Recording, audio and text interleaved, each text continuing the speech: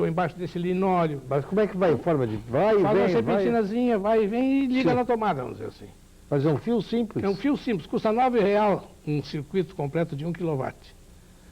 E realmente faz um... Aí liga na tomada? Liga no sistema elétrico. Tá, e aí? E aí ele se controla, ele mantém uma temperaturazinha agradável, tu podes colocar os pés ali. É absolutamente confiável. Eu me lembro que eu projetei o apartamento do Klaus John Peter, Sim. com esse fiozinho para fazer calefação. E o Klaus quis conhecer os detalhes, é nosso colega, engenheiro também, engenheiro mecânico, eletricista, é do grupo Gerdau. E o Klaus me disse no espetáculo, qual é a confiabilidade disso aí? Eu digo, agora eu transfiro a pergunta para ti, porque esse fiozinho é da Siderúrgica Rio Grandense. E está sendo usado e funciona muito bem. Esse é um exemplo. E não deve gastar nada, né?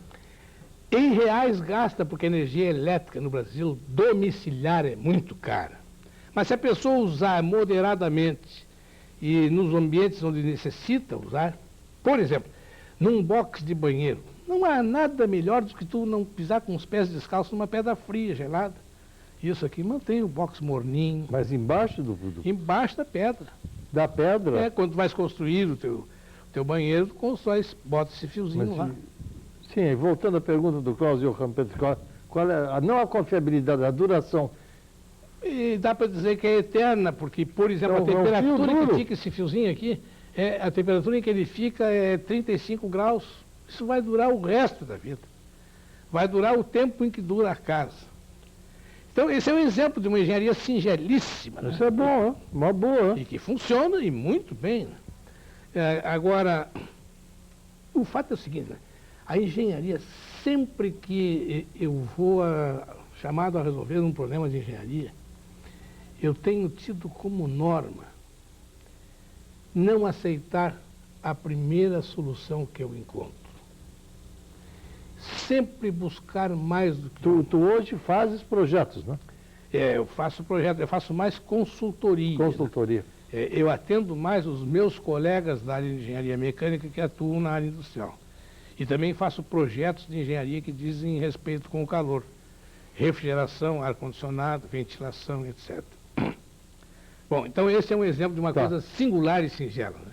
De tecnologia que eu diria assim, isso é uma tecnologia avançadíssima, embora seja uma coisa simples, muito simples. Agora eu vou te dar um outro exemplo, que já é agora engenharia de outro nível. É uma engenharia mais pesada. Tu sabes que o Brasil... Isso parece um tamborim. Mas veja, isso aqui, ó, tambor? Isso aqui, ó, é exatamente isso aqui, ó. É uma corda. Só que em vez de ser fininha, é uma corda grossa. Essa engenharia a gente desenvolveu em São Leopoldo e junto com a Petrobras, no desenvolvimento da exploração do petróleo em águas profundas, foi necessário, tu imagina o seguinte, jogar uma corrente de aço com elos pesadíssimos numa profundidade de 2 quilômetros no mar. Quer dizer, as cábrias, os navios, os guindastes, todos preparados até então, não suportariam o peso enorme, gigantesco dessa corrente. Então era preciso encontrar materiais que tivessem uma resistência, uma tenacidade tão ou mais alta que o aço, tivessem uma possibilidade de viver sem apresentar fadiga precoce e fossem leves. Então a gente começou a desenvolver cabos para a atracação das plataformas de exploração e de produção de petróleo em águas profundas. E esse cabo se faz, por exemplo, aqui em São Leopoldo. Tem um cabo? Esse é um cabo. Isso aqui é todo um cabo. Ele está apertadinho, por isso parece... Mas é um nylon, é exatamente isso aqui.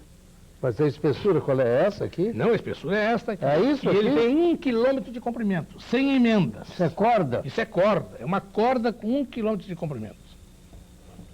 Tem o diâmetro de um palmo, coisa. Nesse caso, tem o diâmetro de um palmo. Resiste uma força de 1 milhão de quilogramas forças. E nós fizemos a máquina... Mas vocês inventaram aqui? Sim, aqui em São Leopoldo. O desenho da máquina é daqui, a concepção do produto é nossa, né? Isso está registrado. E nós vendemos, uma indústria para o mundo nossa inteiro. Aqui. Hoje tem um convênio com a Shell, por exemplo, essa indústria de São Mas qual é a matéria-prima? A matéria-prima nylon? Pode ser nylon. Nesse caso aqui é um poliéster. Tá. Mas também pode ser uma poliamida, que no caso é o nylon. Né? Eu estou exemplificando de como a engenharia pode ir de uma de uma coisa singular como esta, de Sim. aquecimento, a uma estrutura... Quer dizer que tensa. isso aqui ancora uma plataforma petrolífera. Sim.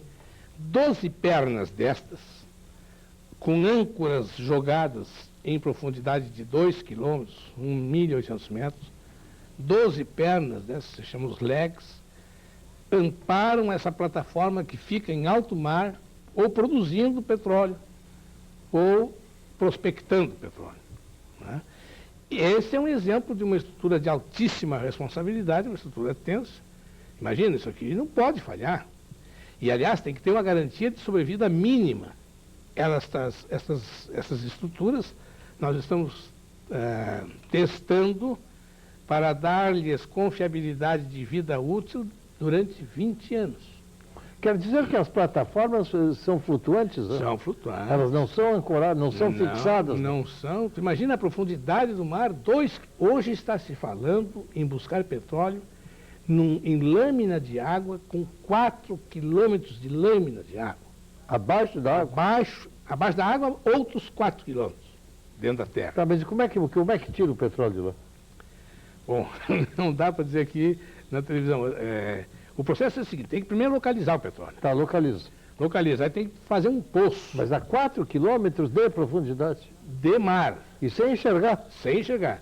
Tudo na base de aparelhozinhos, né, robôs, que tem como enxergar. Os robôs enxergam, têm mãos, eles podem manobrar equipamentos elétricos lá embaixo, eles podem fazer solda, usam chaves, fazem parafuso lá embaixo. Solda lá embaixo. E com comando remoto à distância. Aí localiza o petróleo. Localiza o petróleo. E como é que tira o petróleo? Larga lá uma sonda, vamos dizer, uma bomba de chimarrão, vamos dizer assim, que espessura? 10 polegadas, 8 polegadas, 6 polegadas. São 25 centímetros. Isso. Com revestimentos, às vezes fica bem maior. E aí vai sugando o petróleo? Vai sugando o petróleo. E vai para onde esse petróleo? Esse petróleo vai para um navio cisterna, num primeiro momento. O navio momento, fica em volta da plataforma? Fica em volta. Tem navio cisterna que fica prisioneiro da plataforma. E dele, através de mangotes, se transfere o petróleo para outros petroleiros. E tem muito petróleo? Sim, ainda há. Nós temos? Nós temos muito. Nessas plataformas? Nessas plataformas nós temos a perspectiva assim, de sermos campeões mundiais em exploração de petróleo. Isso, mutatis mutandis, é o que os ingleses fizeram no Mar do Norte, onde encontraram gás? Mas aqui é mais do que lá. Aqui é mais? Aqui é mais do que lá, e essa tecnologia... É mais tecnologia? É mais tecnologia, e a tecnologia própria do Brasil, e a Petrobras vem exportando esse saber, essa tecnologia. Aliás, isso o Brasil desenvolveu? O Brasil desenvolveu. Eu, estes dias, ouvi tu fazeres um comentário sobre a questão da monoboia de Tramandaí. Sim. De que possivelmente ela devesse estar no Porto de Rio Grande para que os navios atracassem ali. É a minha tese. É o seguinte, Flávio. Os superpetroleiros são barcos que têm profundidade de até 30 metros. Calado? Calado. E eles são barcos que normalmente, até para serem construídos, já são construídos fora de porto. Esses barcos são barcos que se divorciaram eternamente dos cais de portos, não podem chegar em porto. Ah, é? Não podem chegar em porto. Esses superpetroleiros com 300 metros de comprimento, 30 metros de calado. E é interessante, por exemplo, eu fiz alguns trabalhos na Golfo Pérsico, eu fui fazer estudos de atracação de superpetroleiro lá, numa ilha dos Emirados Árabes, de Abu Dhabi. E lá, no Golfo Pérsico, a profundidade média do porto onde manobram esses petroleiros é de 35 metros. Imagina que os superpetroleiros esses, alguns com 400 mil toneladas de porte de petróleo, têm profundidade de calado com 30 metros.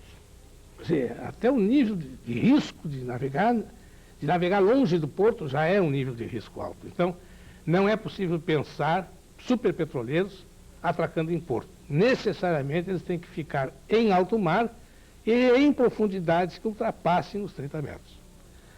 Então, realmente, dizemos assim, não é uma solução de escolha, ela é uma solução de constrangimento. Assim se faz porque o porte dos barcos não admite trazê-los ao porto. Voltamos com o Dr. Fulvio Celso Petracco, já para concluir o tão interessante, ilustrativo e didático Fórum TV Guaíba de hoje. Doutor Petreco está nos dando uma aula. Fantástico. E eu acho até que a gente poderia também falar sobre coisas de interesse mais doméstico, coisas mais simples. Eu vou contar para ti o que sucedeu comigo não faz 3 meses. Uma cliente ligou para o escritório dizendo que estava presenciando um fato insólito. Ela é loira. Ao tomar banho, percebia que estava começando a sair com os cabelos verdes do banho. É uma loira? É. As loiras são famosas, né? Tomava banho e saia de cabelo verde.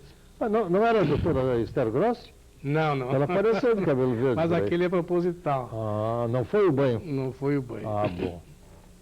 E aí fomos ver, e esse fato é muito frequente. Como é que é? Peraí, uma loira entra no chuveiro e sai de cabelo verde? Não, ela percebeu porque tinha os cabelos loiros. Talvez se tivesse ele com outra cor, não percebesse tão gritantemente.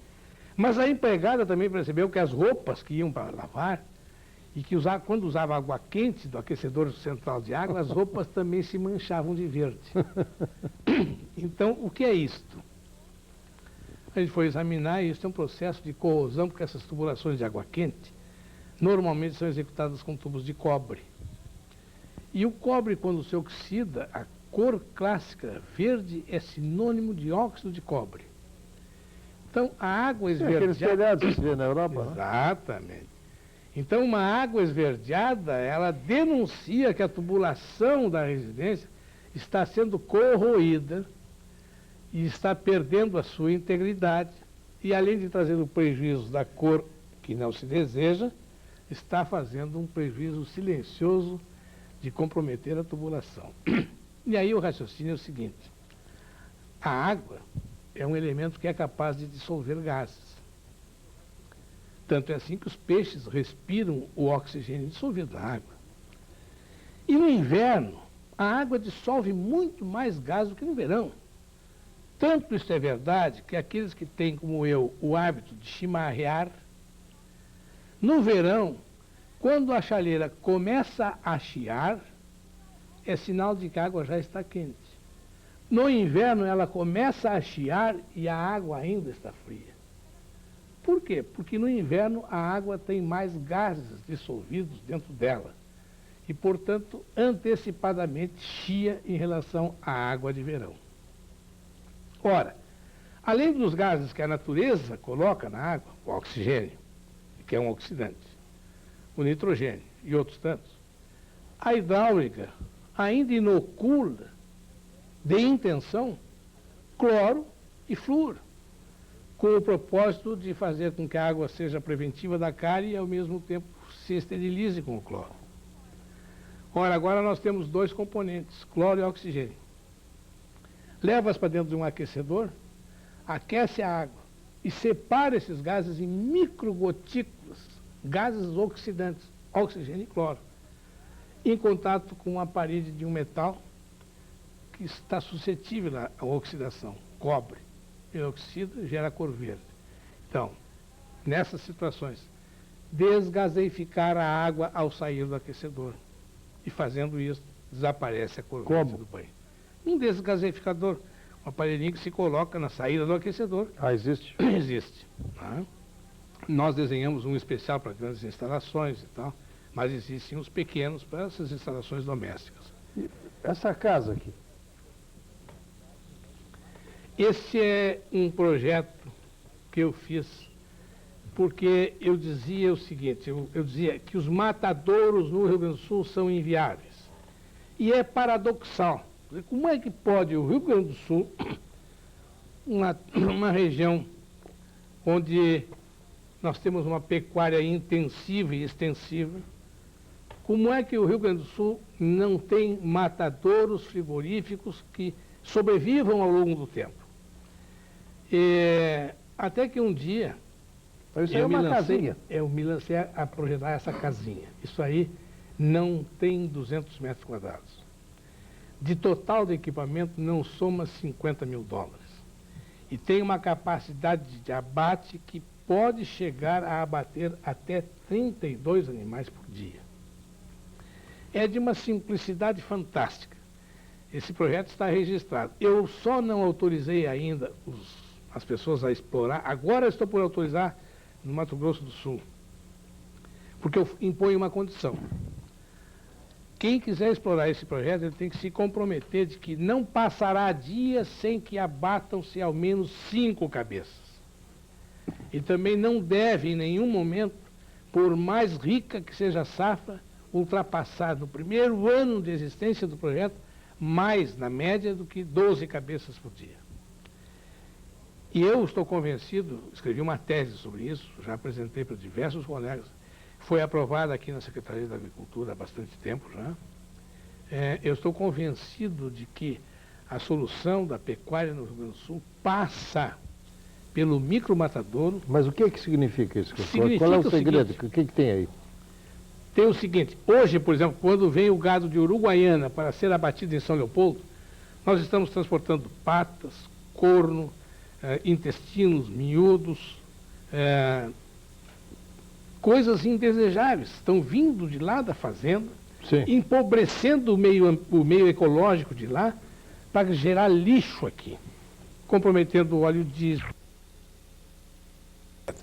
Enquanto que, se nós tivéssemos micromatadouros... então a ideia é abater na fazenda. Abater junto ao município consumidor. Nada de trazer o gado lá da fronteira oeste distante, abatê-lo nos matadouros aqui da região metropolitana e devolver a carne para mais um passeio de retorno para a região central do estado.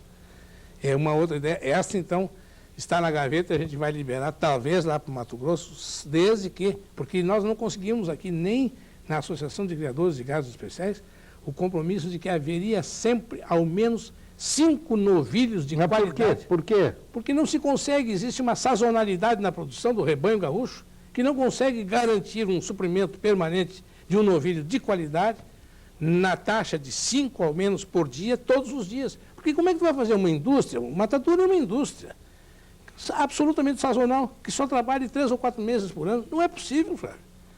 Nós temos que encontrar uma reforma nesse processo. E a reforma nesse processo, na minha forma de ver, passa por uma visão microeconomia e micromatadouro. Ou seja, a região produz e a região consome. Isso favoreceria o controle das doenças, porque hoje, por exemplo, quando tu detecta uma res num matadouro, numa região metropolitana, que é descartada por questão sanitária, tu não sabe de onde é que veio essa res. Assim não, se tu estivesse abatendo junto à região da produção, tu terias como desenvolver os teus programas de saúde sanitária, de cuidados sanitários. Mas a sua engenharia, então, ataca tudo, vertical e horizontalmente. Não, é que ela tem muito a ver com a engenharia do frio, né? Porque o frio. Conservação de carne... Ou frio. O frio. Por que neste inverno gaúcho os aparelhos de ar-condicionado não esquentam? Não, eles esquentam. Eles não esquentam ao nível suficiente. E é simples a explicação. É que esses aparelhos trabalham como se chama bomba de calor. Então, aquela serpentina da rua tira o calor do ar da rua e joga aqui para dentro de casa. O reverso do que faz no verão...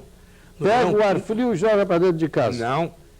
Pega o calor do ar frio, esfria mais o ar. Pois é. Se o ar está a 7 graus. E tem muito calor dentro dele. Aí tem calor? Muito calor dentro dele.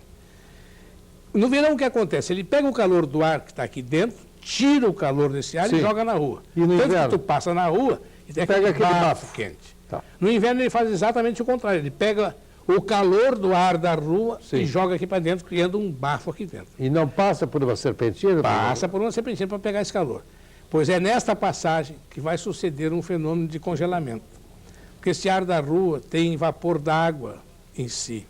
E ao resfriar abaixo de 0, ele forma cristais de gelo. Esse gelo interrompe as passagens da serpentina e, ao fazê-lo, bloqueia a passagem de ar. E, com isso, suspende-se o ciclo da bomba térmica que estava aquecendo. Aí forma uma camada de gelo então, e não entra nada. O que deve fazer o proprietário desse aparelho? Antigamente, os aparelhos tinham um equipamento que detectava isso e, nesse momento, ele desligava o ventilador, revertia o compressor, aquecia aquela serpentina da rua para derrubar o gelo, dava um tempo e voltava a funcionar. A maior parte dos aparelhos hoje não tem esse equipamento. São vendidos sem o sistema de controle de E aí gelo. congela. E aí congela. E não esfria. E não esfria. E não esquenta. não aquece. Não esquenta. Então, o que a pessoa aquece. deve fazer? Desligar o ventilador e dar uma reversão. Não se inventou nada mais moderno do que isso? Para refrigeração. Não, para O calor eu já vi. Isso. Do piso. Mas para refrigeração. Não, a refrigeração... Refrigeração é extrair calor dos corpos. Isso é refrigerar um corpo. E não há nada mais moderno do que isso. Aliás, eu escrevi um trabalhozinho junto com um artista do Rio Grande, que tu deves lembrar muito dele, o Sampaio. Sim, muito. Não o Paulão que faleceu, o irmão dele. Sim, né? sim. Que na revista do Globo tinha uma página dedicada às figurinhas do Sampaio. E eu escrevi, e o Sampaio fez todas as gravuras de uma história sobre o gaúcho andarengo e a revolução, e a refrigeração. Interessante que eu fui dar uma aula, uma ocasião, em Santa Catarina, num curso de pós-graduação de engenharia mecânica sobre refrigeração, e eu me socorri desta lendazinha, dessa história que a gente criou, mostrando que um gaúcho, em viagem para o Chile, levando uma tropa de gado, ao final de um dia de viagem, muito cansado, parou no cume de uma montanha, fez seu acampamento, pôs a chaleira a ferver, ali dentro um pedaço de aipim, para comer a sua mandioca e tomar o seu chimarrão, e quando a água fervia, exuberante, saindo pelo bico, aquele vapor de água, ele serviu a água na cuia, sorveu o primeiro gole, e de súbito cuspiu e disse: "Puxa, mas que é isto? Depois de um dia de trabalho aqui nessas alturas, eu vou tomar um chimarrão quentinho e a água sai gelada? E como pode a água ferver se está gelada?" E aí ele começou a dar tratos à imaginação e descobriu que se nós tirarmos a pressão de uma chaleira com água, esta água pode ferver a baixíssima temperatura. Assim como a dona de casa tampa a panela para levantar a temperatura da fervura e cozinhar com mais velocidade, se ela tirar o vapor da panela, colocar uma bomba de vácuo, essa panela vai ferver a baixa temperatura. O gaúcho descobriu isso, chegou de volta na sua fazenda, pegou a bomba de inseticida, ligou numa roda da caixa d'água da sua fazenda e com uma bomba de vácuo ele fez a invenção que é a geladeira do gaúcho. E aí um aluno lá da universidade levantou e disse: "Professor, e eu que não sabia que a refrigeração era a invenção de um gaúcho." E aqui está o Sampaio com a sua última paginazinha, onde sempre tinha alguém escondido, né, fazendo xixi. Né? Muito bom. É isso aí. Até de brincar de escritor também a gente faz um pouquinho. E para onde é que vamos, né? Certamente eu desejo a ti, a mim, aos meus queridos e a todos os concidadãos que a gente faça a marcha da felicidade, que a gente vá para dias melhores, para um Brasil melhor, para uma qualidade de vida que nos dê mais segurança. Chegamos lá. Chegaremos, sem dúvida. Boa, Petraco. Um abraço.